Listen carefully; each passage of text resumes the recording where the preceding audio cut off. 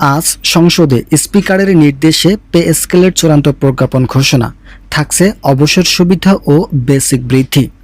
এই বিষয়ে বিস্তারিত আলোচনা করার শুরুতে চ্যানেলটি সাবস্ক্রাইব করে ভিডিওটি কন্টিনিউ করুন। জাতীয় সংসদের বিশেষ অধিবেশনে আজ স্পিকারের নির্দেশনায় সরকারি চাকরিজীবীদের দীর্ঘ প্রতীক্ষিত নতুন পে স্কেলের চূড়ান্ত প্রজ্ঞাপন ঘোষণা করা হয়েছে। অর্থমন্ত্রীর আনুষ্ঠানিক এই ঘোষণার মধ্য দিয়ে লাখ লাখ কর্মকর্তা কর্মচারীদের দীর্ঘদিনের জল্পনা কল্পনা ও অনিশ্চয়তার অবসান ঘটল। সরকারের পক্ষ থেকে জানানো হয়েছে, আগামীকাল দুপুরের মধ্যে অফিসিয়াল ওয়েবসাইটে এই প্রজ্ঞাপন সর্বসাধারণের দেখার জন্য উন্মুক্ত করা হবে। বেতন কাঠামোর দাবিতে দীর্ঘদিন ধরে রাজপথে ও দপ্তরে সোচ্চার থাকা কর্মচারীদের জন্য এই সংবাদটি এক বিরাট স্বস্তি ও আনন্দের বার্তা নিয়ে এসেছে।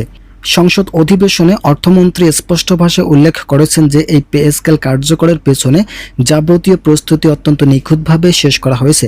আইবাস প্লাস প্লাস সফটওয়্যার এবং ইএফটি বা ইলেকট্রনিক্স ফান্ড ট্রান্সফার সিস্টেম প্রযুক্তিগত পদ্ধতি আধুনিকায়ন ও ডাটা আপডেটের কাজ ইতিমধ্যেই সম্পূর্ণ সফলতার সঙ্গে সম্পন্ন করা হয়েছে। ফলে প্রজ্ঞাপন প্রকাশের সঙ্গে সঙ্গে বেতন ও ভাতা বিবরণের কোনো প্রযুক্তিগত জটিলতা থাকবে না। যারা এখনো আমাদের এই চ্যানেলের নতুন সদস্য আছেন তারা পরবর্তী আপডেট পেতে চ্যানেলটি সাবস্ক্রাইব করে ভিডিওটি কন্টিনিউ করুন। অর্থমন্ত্রী আরও জানিয়েছেন, প্রশাসনিক এই প্রক্রিয়ার অংশ হিসেবে আগামী সোমবার জাতীয় অর্থনৈতিক পরিষদে নির্বাহী কমিটির একনেকের বিশেষ বৈঠকে পে স্কেল বাস্তবায়নের চূড়ান্ত প্রশাসনিক ও অনুমোদন দেওয়া হতে চলছে। মোট কথা, আজ সোমবার এই পে স্কেল বাস্তবায়নের জন্য একনেকে বিশাল বৈঠক অনুষ্ঠিত হয়। এই বৈঠকে সরকারি চাকরিজীবীদের বেতন বৃদ্ধির নতুন সুপারিশ করা হয়েছে। এই বিশেষ সভাটিকে পে স্কেলের বাস্তবায়নের অন্তিম ধাপ হিসেবে বিবেচনা করা হচ্ছে, কেননা এই পে স্কেল বাস্তবায়নের ক্ষেত্রে আজ যে বৈঠকটি অনুষ্ঠিত হয়েছে এই বৈঠকে সকল কিছুর আদ্যপান্ত সংস্কার করা হয়েছে। সবচেয়ে বড় ও স্বস্তিদায়ক বার্তা হলো, অতীতে বিভিন্ন মহলে যে গুঞ্জন বা সংখ্যা ছিল যে পে স্কেল কি এককালীন নাকি একাধিক ধাপে ধাপে করা হবে, সরকারের এই সিদ্ধান্ত থেকে সম্পূর্ণ সরে এসেছে। কোনো রকম কিস্তি বা ধাপে ধাপে নয়, এককালীন সম্পূর্ণ নতুন বেতন কাঠামো কার্যকর করার ঐতিহাসিক সিদ্ধান্ত দিয়েছে বর্তমান প্রশাসন। যারা এখন আমাদের এই চ্যানেলের নতুন সদস্য আছেন তার পরবর্তী আপডেট পেতে চ্যানেলটি সাবস্ক্রাইব করুন।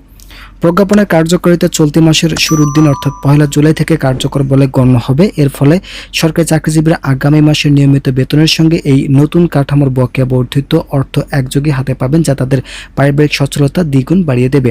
নতুন এই বেতন কাঠামোর প্রতিটি গ্রেডের মূল বেতন অভূতপূর্ব ঐতিহাসিক প্রবৃদ্ধি আনা হয়েছে, যা বিগত কয়েক দশকে দেখা যায়নি। বিশেষ করে প্রথম থেকে দশম গ্রেডের উচ্চ ও মধ্যম স্তরের কর্মকর্তাদের মূল বেতন প্রায় 60% পর্যন্ত বৃদ্ধি করা হয়েছে।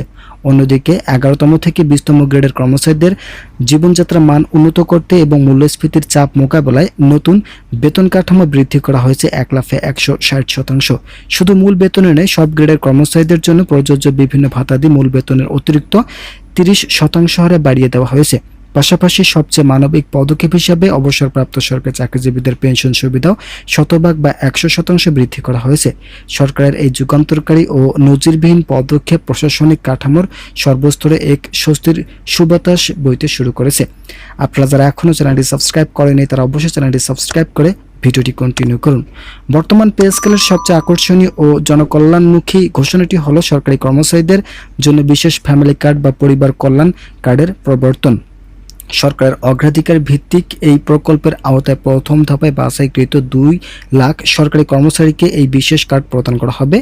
এতে মূলত 11তম থেকে 20তম গ্রেডের কর্মচারীদের সর্বোচ্চ অগ্রাধিকার দেওয়া হয়েছে এবং তারাই এর প্রধান সুবিধাভোগী হবেন। বর্তমান বাজার দরের ঊর্ধ্বগতি ও নিত্য প্রয়োজনীয় পণ্যের উচ্চ মূল্যের চাপ থেকে নিম্ন গ্রেডের কর্মচারীদের সুরক্ষা দিতে এই ফ্যামিলি কার্ডের সঙ্গে যুক্ত করা হয়েছে অত্যন্ত আকর্ষণীয় রেশন সুবিধা। এই বিশেষ ব্যবস্থার অধীনে তালিকাভুক্ত প্রতিটি পরিবার প্রতি মাসে নিয়মিতভাবে 50 কেজি চাল, 10 কেজি আটা, 10 লিটার সয়াবিন তেল, 4 কেজি ডাল, 2 কেজি চিনি এবং মানসম্মত 4টি করে সাবান বিনামূল্যে বা অত্যন্ত সাশ্রয়ী মূল্যে হাতে পাবেন। সরকারের এই সমন্বিত সামাজিক নিরাপত্তা বেষ্টনী কর্মসূচি মাঠ পর্যায়ের কর্মচারীদের দৈনন্দিন জীবনযাত্রার ব্যয়ভার কমাতে অত্যন্ত কার্যকরী ভূমিকা পালন করবে।